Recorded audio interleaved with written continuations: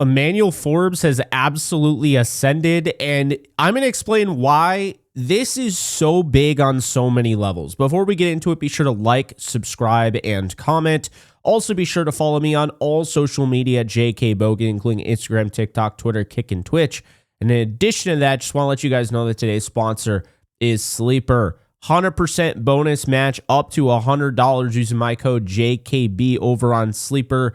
And there's a $20 free entry. So if you haven't used that yet, definitely get in on the action. Use the code in the description below. Sign up, JKB, and enjoy. Now, Emmanuel Forbes, the 2023 first rounder from Mississippi State, started off his career struggling to find comfort and a rhythm in Washington. The new regime, headlined by Dan Quinn, came in and quite simply pushed him out. That's the business after all, right?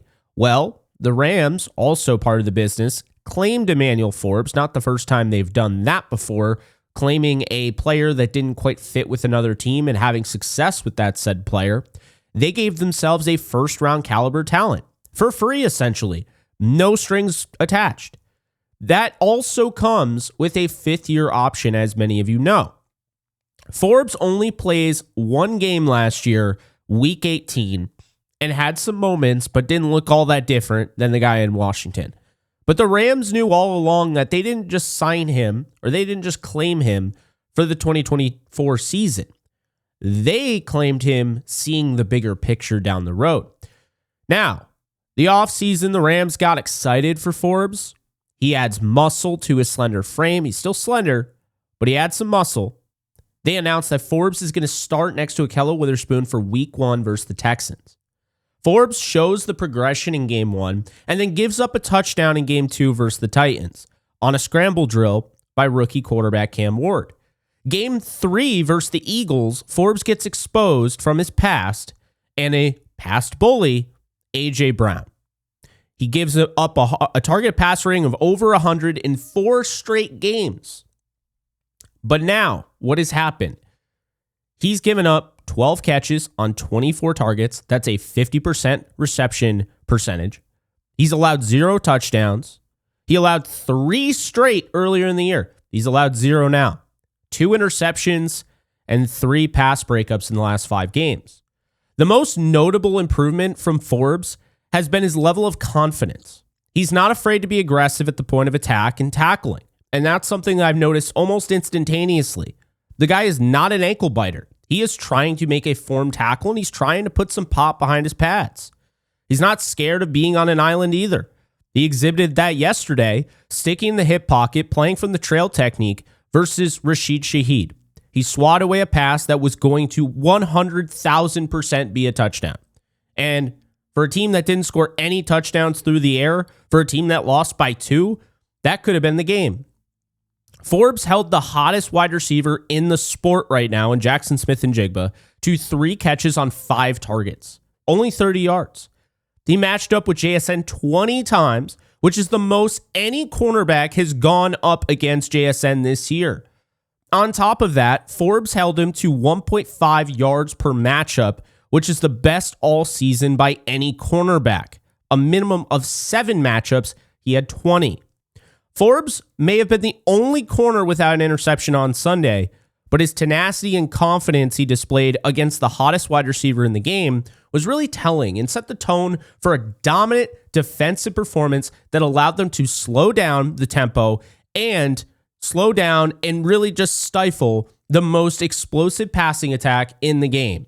They held him to 1 touchdown, and it came via the ground.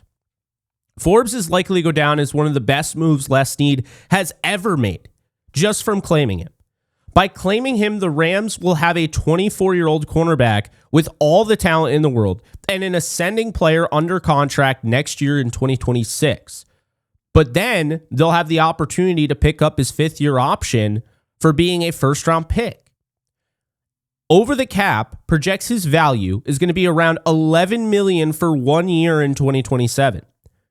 That is really good. That's a very good contract. The way it looks right now, you would sign this guy for $11 million 1 year, 2 years from now. With all the players the Rams have to pay, upcoming. And it's a laundry list from guys like Jared Verse, Byron Young, Steve Avila, Puka Nacua. The list goes on. All those guys that the Rams have to pay. This is an incredibly effective contract for the Rams to stay the course and have potentially a number one cornerback in the coming years on a reasonable deal. Who knows, he could even be playing his way into a long-term extension this time next year. One thing is for sure, though. Forbes is on his way to becoming the poster child of why you shouldn't give up on a young corner with the talent, the length, and the skill set he possesses. This is a first-round pick that the Commanders really could use right now. But maybe Forbes, this story, it doesn't have a happy ending if he doesn't join the Rams. I think a big shout-out is required for guys like Aubrey Pleasant, Chris Shula, Les Snead, Sean McVay, and the veteran corners, Akello Witherspoon, Darius Williams, hell, maybe the entire DB room for bringing this guy in, making him feel comfortable, because look at what he's doing now. Let's not forget Cam Curl also played with this player back in Washington. So they also had that familiarity. Clearly, they've given him the support he's needed to be what he can be. It's really exciting to see anytime a young player, especially a young player that I loved in the draft, was my number one corner in 2023. He gets off to a bad start, he struggles, and then he finds his way. This is a 24-year-old who'll be 25 in January. The Rams absolutely hit a home run with Emmanuel Forbes, and we all of us saw that this Sunday. So, we'll see what ends up happening. He's been great as of late. He could struggle in coverage this upcoming week against the Tampa Bay Buccaneers. For all we know, Emeka Egbuka could absolutely give him fits. Jackson Smith-Njigba could get the last laugh in Week 16 against Seattle. He could struggle in the playoffs. It's certainly possible. But one thing is for damn sure. Right now, Emmanuel Forbes does not look like a bust, and the team that got rid of him would kill for him today. So those are my thoughts. I wanted to highlight that. I want to highlight more of these kind of solo, these isolated storylines, if you will. Kobe Durant had an interception. Cam Kinchins had 2 interceptions. Darius Williams had an interception. But Emmanuel Forbes is the one that impressed me the most yesterday and has been impressing me the most overall. He's a dog, and what you don't kill only gets stronger.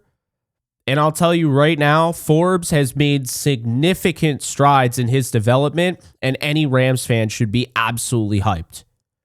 So again, we'll see how things go, but the sky is certainly the limit for Emmanuel Forbes, and he's going to be starting in LA at cornerback next year, and we'll see if beyond takes a toll.